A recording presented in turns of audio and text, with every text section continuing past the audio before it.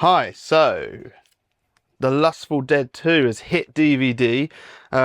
Wade Radford has his own little indie distribution outlet, which is what's actually released this, and me and Wade have teamed up to make a sequel to the notorious Necrophiliac The Lustful Dead. It's literally nearly 10 years since we did that, so almost for its 10th year anniversary, there is a sequel that come out of nowhere, because it's actually been pretty quiet for the collaborations from me and Wade. The last thing we done would have been like 5 years ago. We Are Strangers, a art house feature, 2019 that was shot, and that was pretty much the last thing we had done together for quite some time. So this cool DVD here, which is this has got the original artwork from the first film.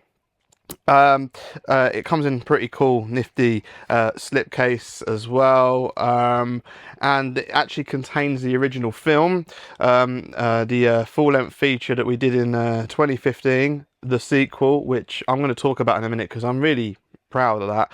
And it's also got the lost tapes hidden and featured on this disc, which is it's a cool extra where I played Joe Newton, and Hayden Reef, played by Wade, you know, have a listen to that if you get a chance, and you can kind of see how the first came to be. It's a bit like a prequel scenario. But the actual really other exciting thing about what comes with this, what Wade has done, is there is this cool little book, this zine, which is written by Wade, which I also did a little bit of writing for. I'm featured in this, and this is actually about the making of both these films.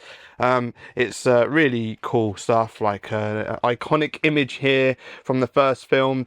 So the second film is like the first, as in it uses the found footage style. Which is interesting for me because I'm not the biggest fan of found footage films. I like some, and I actually think to get it right is very difficult, because being a technical person and into filmmaking, when I watch found footage films, there's a few little qualms I have with them, but I do enjoy quite a few of them. But I do find the style, it's good if it's done right. It can be a bit disastrous if done wrong. I actually think it's quite challenging to do personally. I do think there's a consensus that people think it's quite an easy way to achieve a film, but to execute it right, I actually think it can be more difficult than traditionally doing it. So there's some cool Polaroids.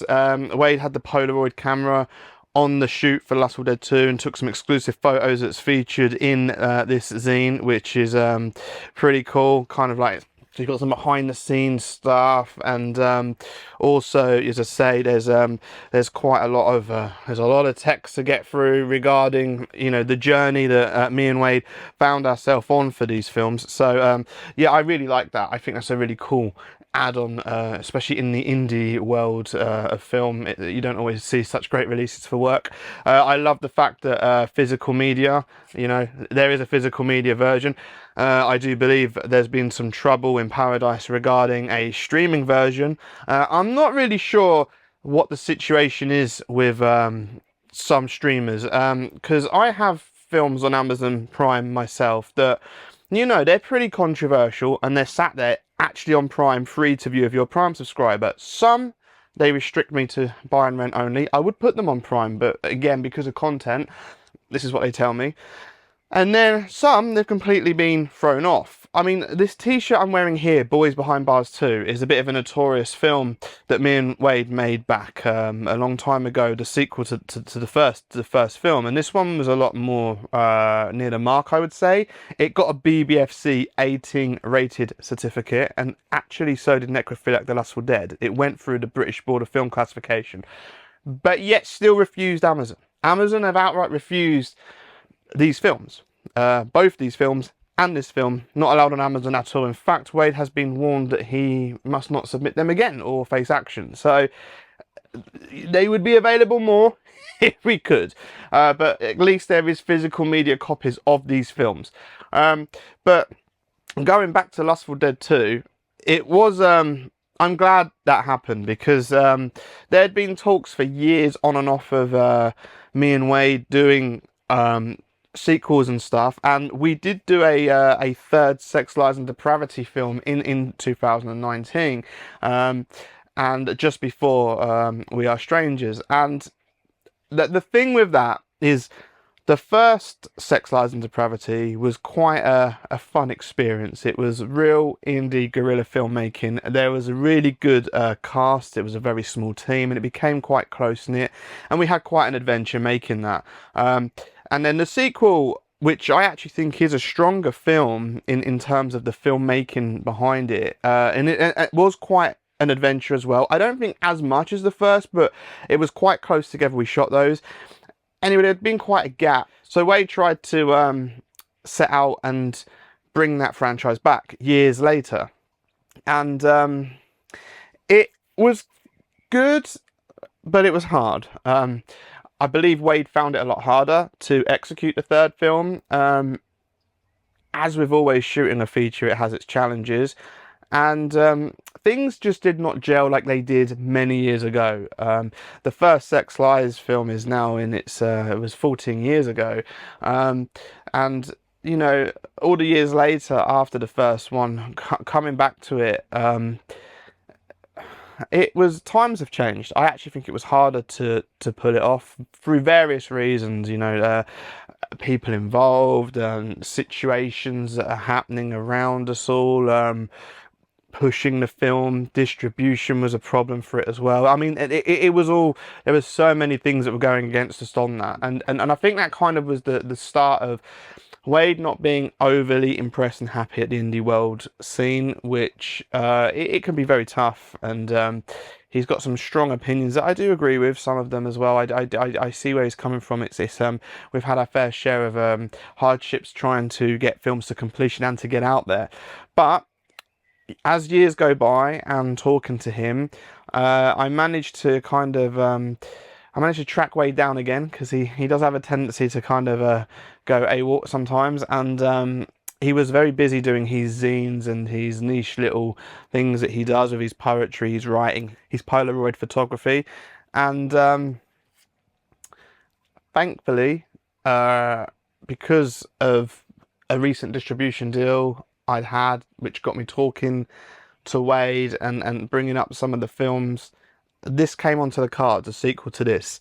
Now, the idea is we dropped the Necrophiliac title from the sequel, so it's just called The Lustful Dead II, because I felt like Necrophiliac was causing some unwarranted attention, as I said, having problems getting releases. And also, I was quite keen to make it a standalone film, so you didn't have to have seen the first, because we didn't actually know when we made this that the first was going to be on the disc.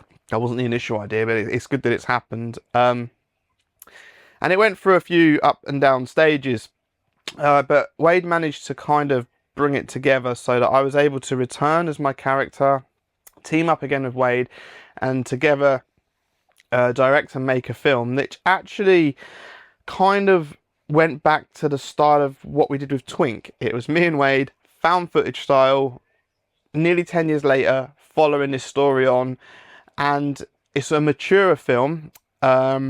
It's an interesting one, because I'm really pleased with this, because it was a bit of an experiment in filmmaking, and I like to do that. It's sometimes nice to get away and have a nice, fun, easy, creative shoot and go back to your roots and almost rediscover what got you into filmmaking in the first place. And that is what this kind of film is for me.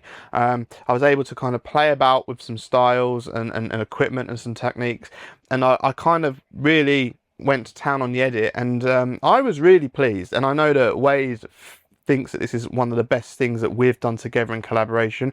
I think after Twink, this is the next best thing, actually, from me and Wade. Twink was a real unique, one-off, quite special movie, and then this is very similar, but has something different to say, yet similar. So it's a good double bill. It's a good companion piece. So if you was interested in the film Twink that me and Wade did, I definitely recommend this for that.